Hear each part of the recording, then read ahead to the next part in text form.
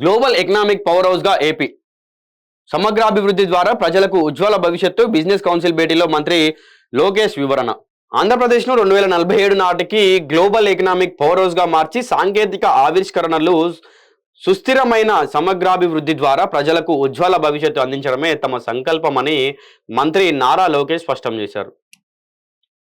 So 2047 నాటికి global economic power house గా ఆంధ్రప్రదేశ్ మారబోతుంది, మారుస్తున్నామని చెప్పి అంటా ఉన్నారు. దాని ద్వారా ఆవిష్కరణలు సుస్థిరమైన సమగ్రాభివృద్ధి ప్రజలకు అందించాలని చెప్పి అంటా ఉన్నారనమాట.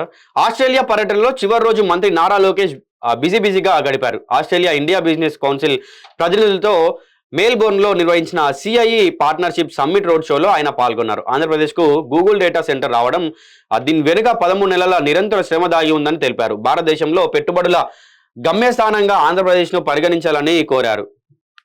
సో ఏదైతే గూగుల్ ఇప్పుడు ఈ ఆంధ్రప్రదేశ్లోని అమరావతి వైజాగ్ వస్తుందో దాంట్లో 13 నెలల నిరంతర శ్రమ ఉందన్నమాట. అంటే ఈ గూగుల్ ఇప్పుడు ఉట్టిగానే ఏం రాలేదు, దీనికి ముందు 13 నెలలు అంటే వీళ్ళు చాలా గట్టిగా దీనికోసం కష్టపడ్డామని చెప్పి ఆయనే చెప్తూ వస్తున్నారు. ఏపీలో అనుభవం కలిగిన దార్శనిక నాయకత్వం ఉందన్నారు. రాష్ట్రంలో తాము చేపట్టిన పనులు పూర్తి చేయాలనే దృఢ సంకల్పంతో ఉన్నామని ఆయన ప్రాజెక్టులకు సంబంధించిన అధికారులు, నాయకులతో నిరంతరం ప్రాజెక్టు పురోగతిపై రోజువారీ పద్ధతిలో చర్చిస్తామని వెల్లడించారు.